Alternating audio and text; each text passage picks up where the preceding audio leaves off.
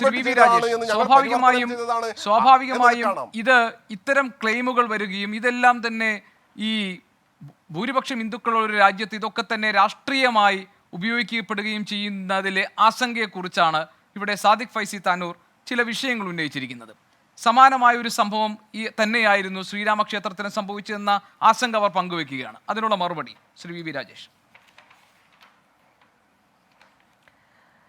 ഗോപികൃഷ്ണൻ, നമ്മുടെ ജനാധിപത്യ സംവിധാനത്തിൽ പ്രത്യേകിച്ചും ഒരു തുറന്ന ചർച്ചയൊക്കെ നടക്കുന്ന നമ്മുടെ രാജ്യത്ത് ഏതൊരു വിഷയം വന്നാലും സ്വാഭാവികമായിട്ടും അത് രാഷ്ട്രീയ പ്രതലങ്ങളിൽ ചർച്ചയാകും.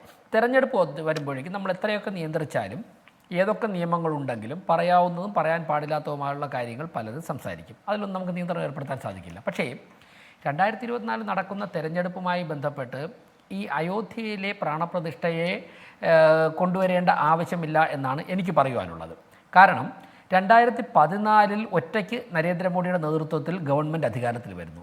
2019 അതിനേക്കാൾ ഭൂരിപക്ഷത്തിൽ വീണ്ടും നരേന്ദ്രമോദിയുടെ നേതൃത്വത്തിൽ ഗവൺമെൻറ് അധികാരത്തിൽ വരുന്നു. അപ്പോൾ ഈ രണ്ട് തെരഞ്ഞെടുപ്പുകളിലെയും സമയത്ത് അയോധ്യയിലെ ശ്രീരാമക്ഷേത്രം പൂർത്തിയായിരുന്നില്ല. ആ വിഷയം രാഷ്ട്രീയ അന്തരീക്ഷത്തിൽ ഉണ്ടായിരുന്നത് നൂറ്റാണ്ടുകൾ കൊണ്ടേ ഉണ്ട്.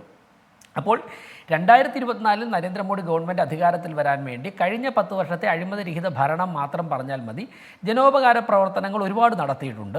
ആ പ്രവർത്തനങ്ങൾ പറയുന്നതോടുകൂടി നല്ല ഭൂരിപക്ഷത്തിൽ ഗവൺമെൻറ് അധികാരത്തിൽ വരുന്നു എന്നുള്ള കാര്യത്തിൽ ഞങ്ങൾക്ക് നല്ല ആത്മവിശ്വാസമുണ്ട്. ജനങ്ങളാണ് തീരുമാനിക്കേണ്ടത്. എനിക്ക് സൂചിപ്പിക്കുവാനുള്ളത്, ഇപ്പോൾ ശബരിമലയെക്കുറിച്ച് ഇവിടെ ഒരു ഇസ്ലാമിക മതപണ്ഡിതൻ അദ്ദേഹം ചില കാര്യങ്ങൾ പങ്കുവച്ചു. ഞാൻ പറയുന്നു, ശബരിമല ഇന്നലത്തെ ചർച്ചയിൽ അനിൽ ബോസ് ഞാനും പങ്കെടുത്തൊരു ചർച്ചയുണ്ടായിരുന്നു. ഞാൻ പറഞ്ഞല്ലോ, ഒരുപാട് തവണ ശബരിമലയിൽ പോയിട്ടുള്ള വ്യക്തിയാണ് ഞാൻ ഇപ്പോഴും പോയിക്കൊണ്ടിരിക്കുകയാണ്. ശബരിമലയിൽ പോയിട്ടുള്ള എല്ലാ വർഷവും എൻ്റെ കന്നിമല 3ാം ക്ലാസ്സിൽ 2ാം ക്ലാസ്സിൽ പഠിക്കുമ്പോഴാണ് ഞാൻ ആദ്യമായിട്ട് പോകുന്നത്. കന്നിമല മുതൽ വളരെ കൗതുകത്തോടെ വാവരസ്വാമിയുടെ നടയിൽ പ്രാർത്ഥിച്ചിട്ടാണ് ഞങ്ങൾ തിരിച്ചിറങ്ങുന്നത്. അതോടൊപ്പം ഇതിൽ എരിമേലിയിൽ പോകുമ്പോഴൊക്കെ തന്നെ ആ പള്ളിയിലും ആ തൊട്ടടുത്ത ക്ഷേത്രത്തിലും സന്ദർശനം നടത്താറുണ്ട്. എന്ത് മനോഹരമായിട്ടാണ്! ശബരിമലയിൽ ഏതൊക്കെ തരത്തിലുള്ള വികസന പ്രവർത്തനങ്ങൾ നടക്കുന്നുണ്ട് അതൊക്കെ വാവരസ്വാമിയുടെ നടയിൽ നടക്കണം. ഞാൻ ഒരു കാര്യം കൂടി പറയട്ടെ, ഗോപിക്ക് അറിയാമായിരിക്കും. ഞാൻ യുവമോർച്ചയുടെ സംസ്ഥാന പ്രസിഡന്റ് ആയിരുന്നപ്പോൾ ശബരിമലയിലെ ടോൾ പിരിവുമായി ബന്ധപ്പെട്ട് ഒരു 10-20 ദിവസം അവിടെ പമ്പയിലും സന്നിധാനത്തും താമസിച്ച് ചില കാര്യങ്ങൾക്ക് നേതൃത്വം കൊടുത്ത വ്യക്തിയാണ്. 2010-13 കാലഘട്ടങ്ങളിൽ. അന്ന് ഞാൻ മനസ്സിലാക്കിയ ഒരു കാര്യം, ശബരിമല തീർത്ഥാടനവുമായി ബന്ധപ്പെട്ട് അവിടെ കച്ചവട സ്ഥാപനങ്ങൾ നടത്തുന്നതിൽ ഒരു 50 മുതൽ 60% വരെ ഇസ്ലാമിക സഹോദരന്മാരാണ്. നമ്മൾ ആ സന്നിധാനത്തേക്ക് ആ പടിക്കെട്ട് ഇറങ്ങി ആ വലിയ നടപ്പന്തൽ തുടങ്ങുമ്പോഴേക്ക് ഇടത് സൈഡിലൂടെ ഒരു വളരെ പ്രധാനപ്പെട്ട ഒരു ഹോട്ടലുണ്ട്. കഴിഞ്ഞൊരു 4-5 വർഷമായി ഞാൻ ശബരിമലയിൽ പോകുമ്പോഴേക്കും മിനിമം ഒരു 2-3 നേരമെങ്കിലും ഭക്ഷണം കഴിക്കുന്ന അവിടെ നിന്ന് ഒരു ഇസ്ലാമിക സഹോദരനാണ് നടത്തുന്നത്. അവിടെ 60%, ഞാൻ അടിവരായിട്ട് പറയുന്നു, 50 മുതൽ 60%. എന്ത് ഭംഗിയായിട്ട് അവർ ആ ഒരു തീർത്ഥാടന കാലത്തെ കച്ചവടം കൊണ്ട് അവരുടെ കുടുംബം പുലർത്തുന്നു. ഞങ്ങൾക്കൊക്കെ അറിയാം, ഞങ്ങളൊക്കെ തന്നെ നല്ല പരിചയമാണ്. ഞങ്ങളൊക്കെ പലപ്പോഴും ടെലിഫോണിൽ അങ്ങോട്ടും ഇങ്ങോട്ടും സംസാരിക്കുന്നുണ്ട് പല കാര്യങ്ങൾക്കും. ഞാൻ ചോദിക്കുന്നത്, ഇത്തരത്തിൽ എന്തുകൊണ്ട് ഇതൊക്കെ തന്നെ മാതൃകയായിക്കൊണ്ട് നമുക്ക് അയോധ്യയെ കണ്ടുകൂടാ? എന്തിനാണ് ഈ തെരഞ്ഞെടുപ്പ് രാഷ്ട്രീയത്തിലേക്കും ചർച്ചയിലേക്കും വലിച്ചിരിക്കുന്നത്? ഇപ്പോൾ ഇന്ത്യൻ നാഷണൽ കോൺഗ്രസിൻ്റെ ചില നേതാക്കന്മാർ അവിടെ വരാൻ തീരുമാനിക്കുന്നു, അവർ വരുന്നു.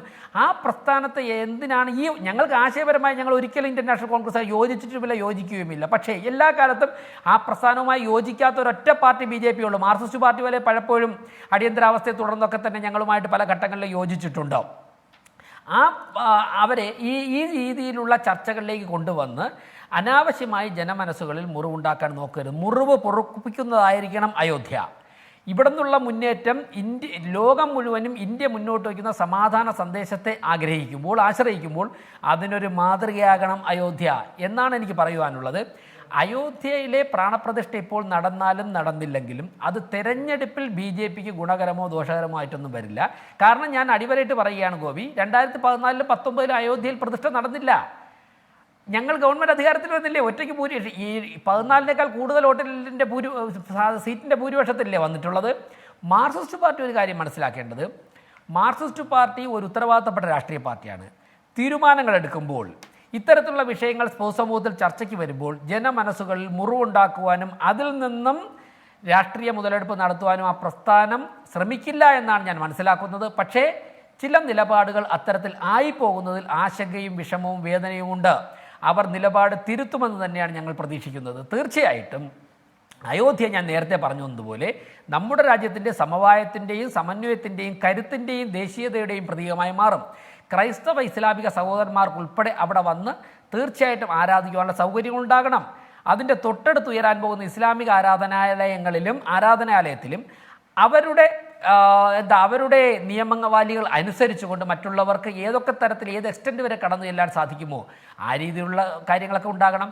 ഇന്ത്യ ഒരു മാതൃകയാകട്ടെ ലോകത്തിന്. ആ രീതിയിലുള്ള ചർച്ചകൾക്ക് വേണ്ടിയാകണം മാധ്യമങ്ങൾ ഉൾപ്പെടെ നേതൃത്വം കൊടുക്കുവാൻ എന്നുള്ള കാര്യമാണ് എനിക്ക് പറയാനുള്ളത്.